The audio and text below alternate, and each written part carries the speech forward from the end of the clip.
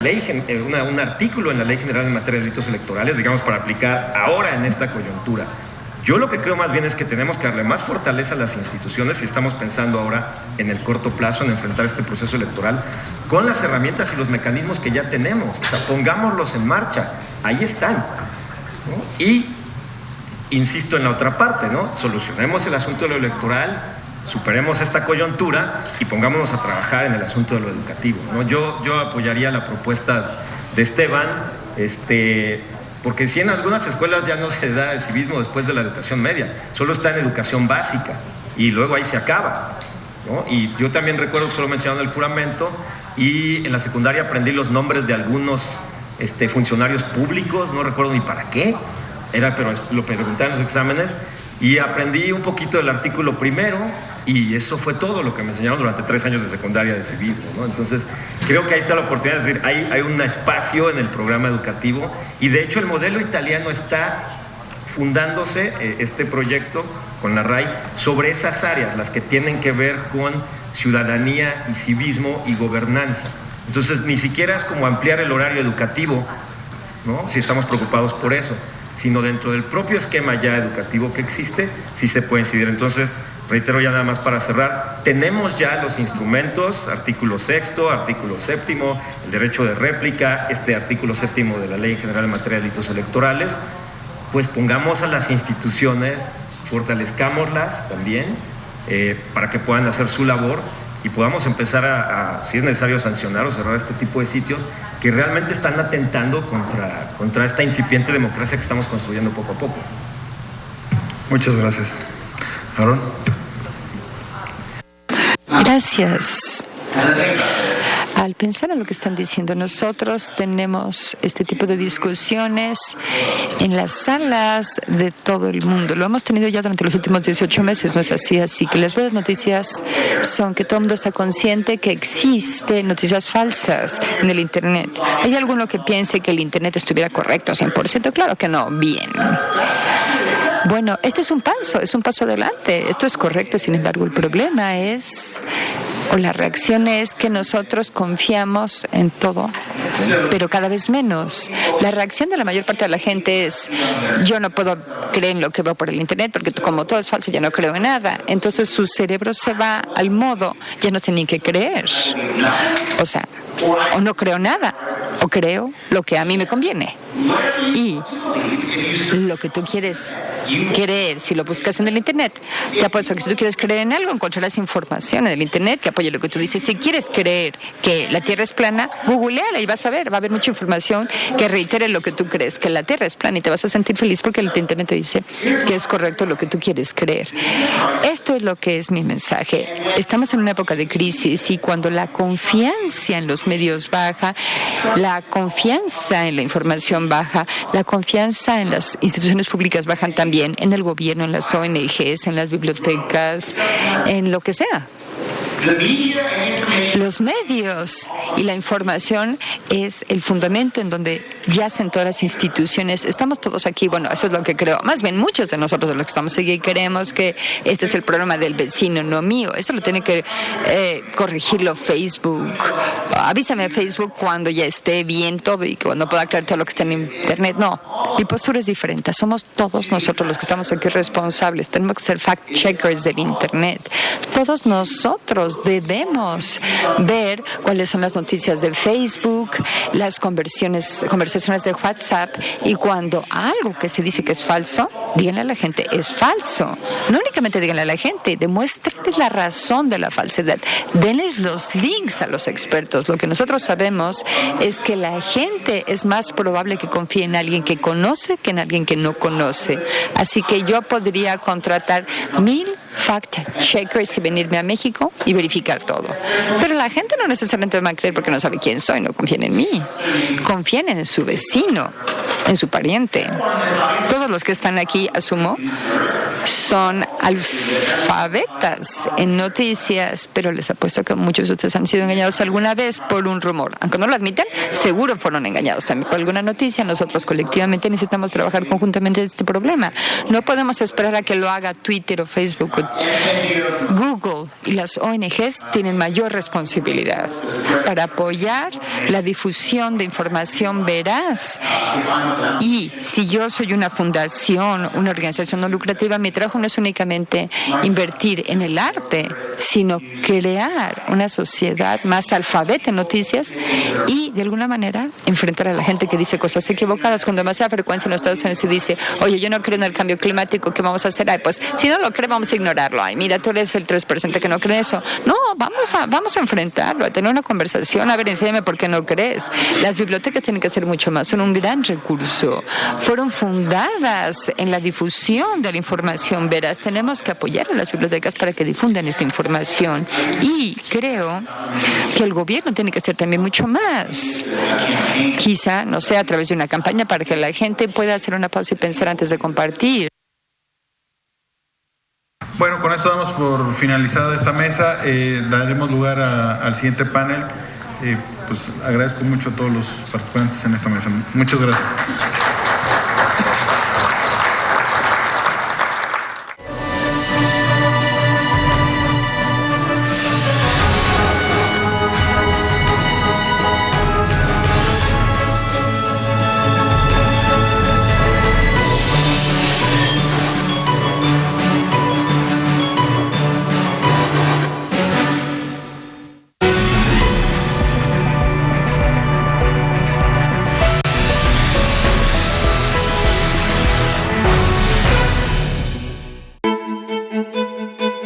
Como por un sendero en la montaña que en un abismo brusco se termina.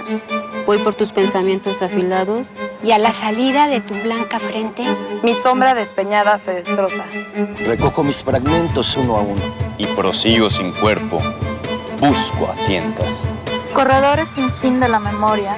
Puertas abiertas a un salón vacío donde se pudren todos los veranos. Las joyas de la sed arden al fondo. Rostro desvanecido al recordarlo. Manos que se deshacen si la toco. Cabelleras de arañas en tumulto, sobre sonrisas de hace muchos años. A la salida de mi frente busco. Busco sin encontrar. Busco un instante. Un rostro de relámpago y tormenta. Corriendo entre los árboles nocturnos. Rostro de lluvia en un jardín a oscuras. Agua tenaz que fluye a mi costado. Busco sin encontrar. Escribo a solas.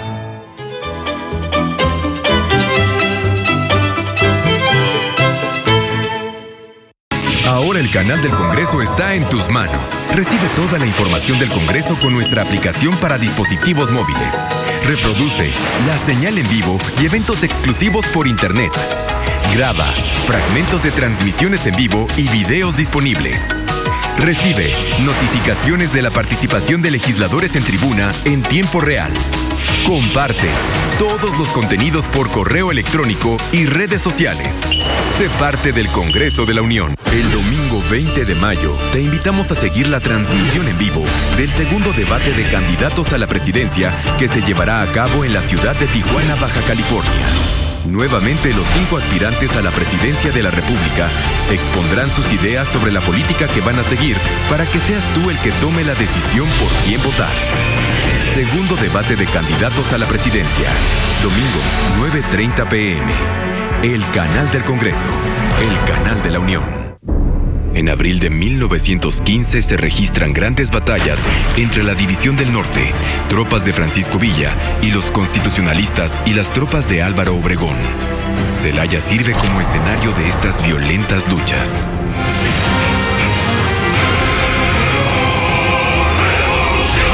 El canal del Congreso presenta Batallas de Celaya, sábado 11 p.m. Canal del Congreso, el canal de la Unión.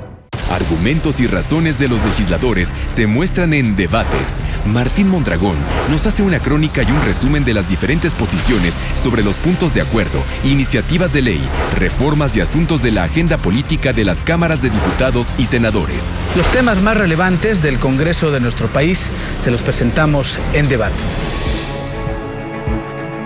Debates, viernes 9 p.m. El canal del Congreso, el canal de la Unión.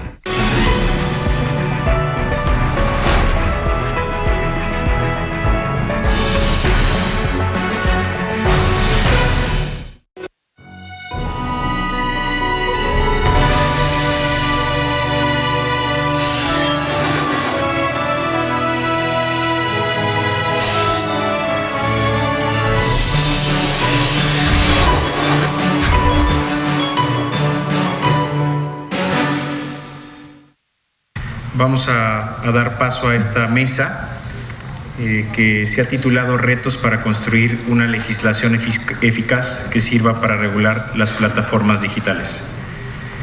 Y hay algunas preguntas de inicio para todos los panelistas y para los que están también aquí en el foro.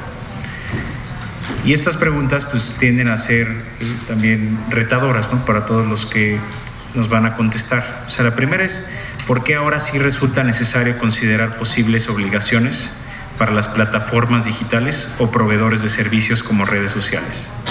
Y la segunda pregunta es si estamos listos para cambiar el paradigma de cero regulación sobre el ecosistema de Internet y las redes sociales.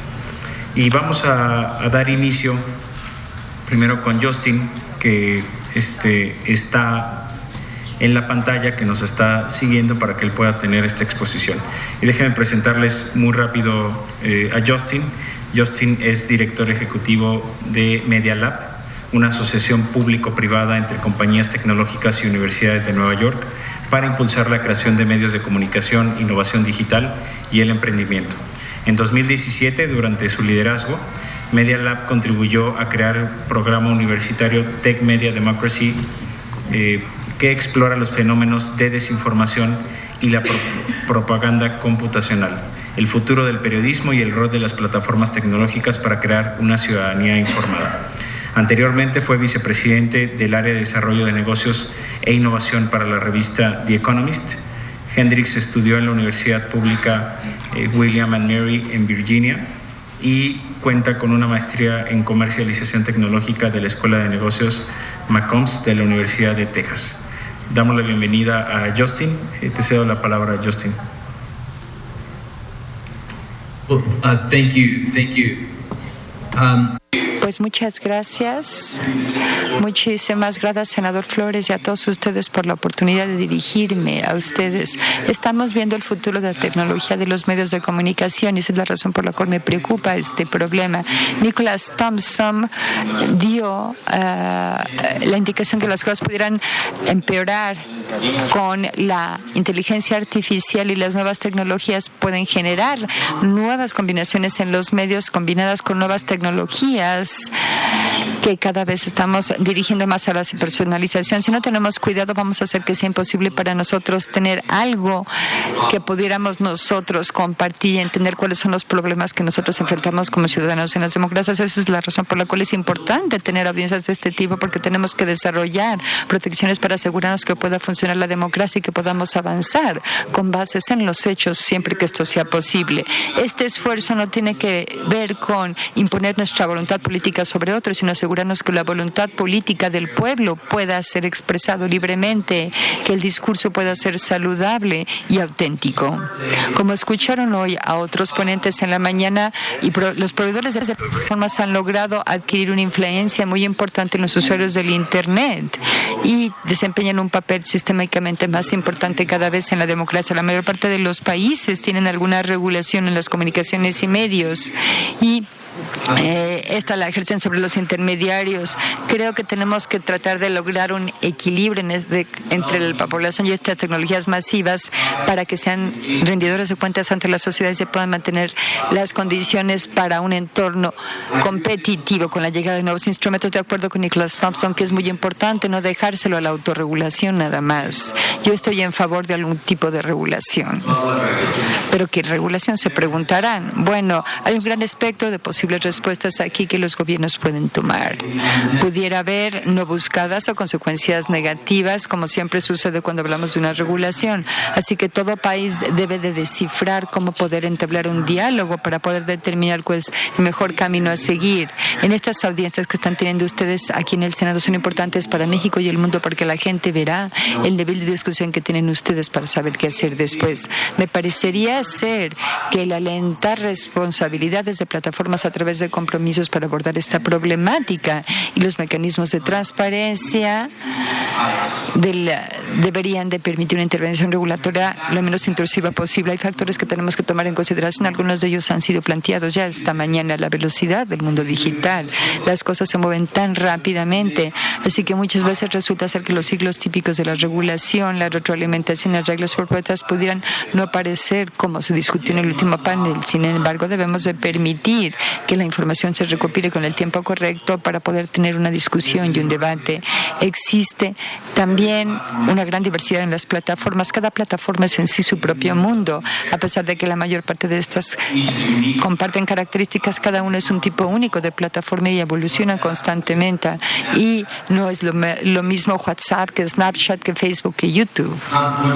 Por ende, es innecesario tratar de imponer en ellas un modelo único porque no existe para la regulación. Es la razón por la cual los principios son tan importantes, principios de transparencia y rendición de cuentas. Nosotros tenemos que abordar la opacidad, la naturaleza de caja negra de las plataformas en línea. Nosotros como sociedad sabemos muy poco acerca de las interrelaciones o cómo operan estas, la asimetría entre ellas, y los legisladores aquí en esta sala del Senado deben de plantearse un programa democrático único porque deben de aprovechar su posición. Si ustedes ven las recomendaciones de los expertos de alto nivel que fueron presentados por la Comisión Europea y que comentó el senador Flores al principio, ellos hicieron recomendaciones específicamente con respecto a ciertas áreas, en especial la de la transparencia. Y es muy importante que la transparencia sea clara tanto para el sector público como las personas. Sugirieron que hay una necesidad de hacer esto sin de alguna manera afectar las plataformas y los derechos de propiedad intelectual. Se habla de la alfabetización de los medios, el empoderamiento de los usuarios y de los periodistas y tratar de desarrollar un ecosistema diverso y sostenible de noticias. Todas estas áreas son lugares en donde los gobiernos pueden actuar. Creo que existen dos áreas en donde inmediatamente deberíamos actuar nosotros en el mundo. La primera es una mayor transparencia a los gobiernos y a los investigadores. Es crucial tener más transparencia para saber qué es lo que sucede en los ecosistemas, acceso a datos y acceso también a los sistemas mismos. Esto es complicado, pero yo creo que es necesario si queremos asegurar nosotros que estas tecnologías, por lo menos, sean un beneficio neto para la sociedad en un futuro. Las discusiones deben de ver cómo crear marcos de referencia para compartir datos y permitir que se presente un escrutinio. Los investigadores universitarios o los auditores gubernamentales pueden ser socios muy importantes para las empresas tecnológicas y poder así entender cómo funcionan las plataformas. Nicholas Thompson hizo referencia a los problemas de las máquinas de reconocimiento de YouTube que pueden llevar a la gente a un contenido extremo. Hoy en día los investigadores universitarios no tienen un buen acceso a estos datos, no pueden ni siquiera seguir este tipo de problemas, ni pueden hacer recomendaciones de cómo poder resolverlos. La segunda área es la rendición de cuentas ante los ciudadanos y esto tiene que ver con su privacidad. Hay una gran importancia cuando nosotros analizamos esta cuestión. Necesitamos estructuras que permitan recibir y buscar compañías de información tecnológica para poder entender cuáles son los datos que tienen. En los Estados Unidos tenemos una idea que se llama derecho a saber con respecto a las reglas que deben de informar a los ciudadanos que estarán expuestos a fenómenos escondidos como por ejemplo patógenos, contaminación, químicos, etcétera. Una instalación médica, por ejemplo, puede estar obligada a notificarlos a ustedes si están expuestos a algún tipo de enfermedad cuando entran a la instalación. Si ustedes tienen su auto el fabricante debe de notificarle si hay cualquier necesidad de retirar los datos del mercado porque una pieza salió mal. Tenemos que tener este tipo de protección para los usuarios también en los medios sociales.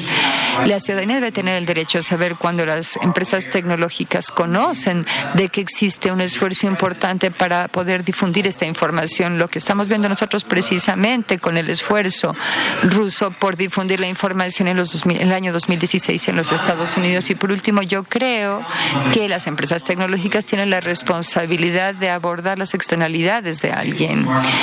Por ejemplo, Facebook no está tan lejos de lo que reporta ExxonMobil. Cualquier empresa como Facebook que tiene este tipo de extensión tiene contaminación. A pesar de que Google y Facebook han invertido en algunas iniciativas para poder manejar estas externalidades, creo que ya llegó el momento en donde tienen que hacer todavía más de lo que han hecho. Los gobiernos deben de explorar qué es lo que tienen que hacer estas empresas en términos, digamos, de tipo de derechos, qué tipo de actividades deberían de estas financiar y cómo contribuir a áreas como, por ejemplo, la alfabetización de los medios y las redes sociales, lo que se sugirió precisamente anteriormente que lo hagan, que alfabeticen y se enfatice la alfabetización de la sociedad civil. Ven lo que estamos haciendo hoy en día, proponer centros de excelencia precisamente en los diferentes países miembros con el fin de poder estudiar esta problemática, tener acceso a datos y con ello poder desarrollar soluciones.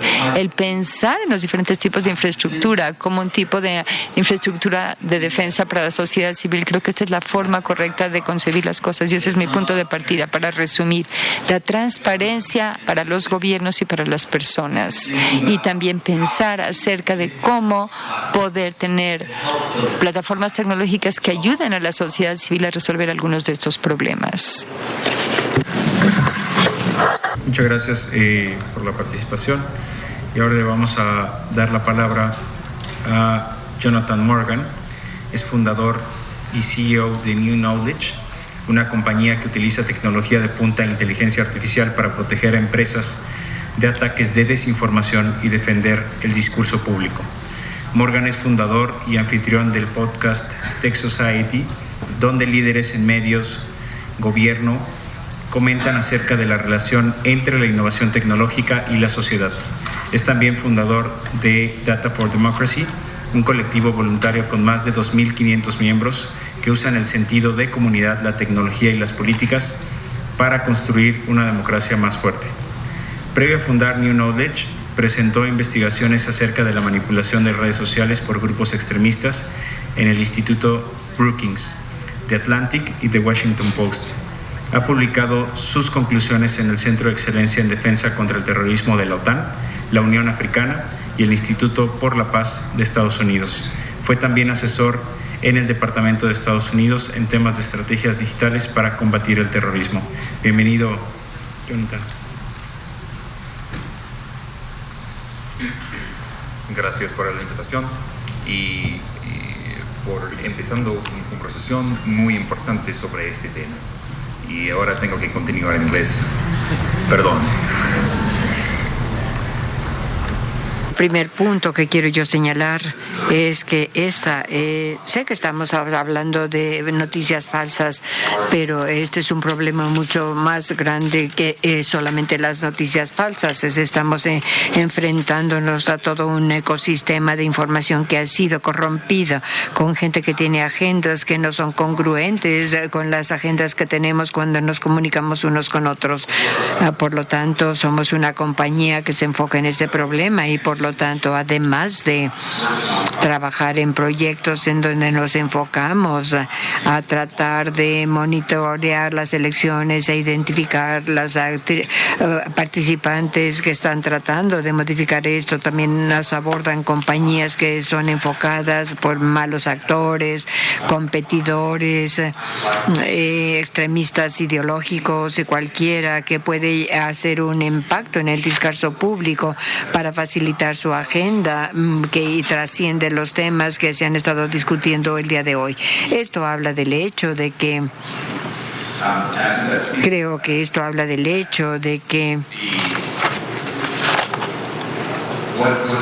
lo que se explotó en los Estados Unidos en 2016 e ISOs antes de esto, y lo que está siendo explotado actualmente con la mala información, con las elecciones que están por llegar en México, son las vulnerabilidades.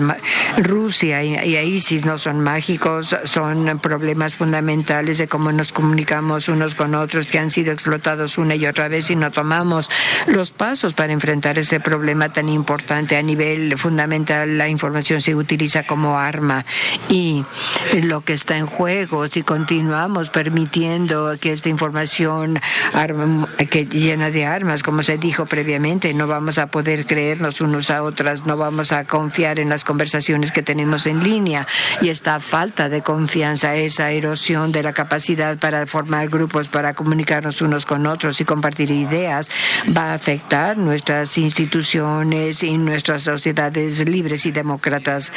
El ejemplo que quiero dar de cómo este problema, de hecho, está más complicado que solamente las noticias falsas. Si se imaginan por unos minutos que pasan por un grupo de gente que está protestando frente a nuestro edificio de oficinas, están protestando, gritando que algo nos da cáncer, podemos pensar que realmente me gusta esta mermelada, me gusta, la gente está estoy pensando en esto, pues digamos, estamos hablando de la mangonada, consumimos la información de manera muy específica porque entendemos la protesta política, entendemos. Vamos a pensar, sin embargo, que todos con los que trabajamos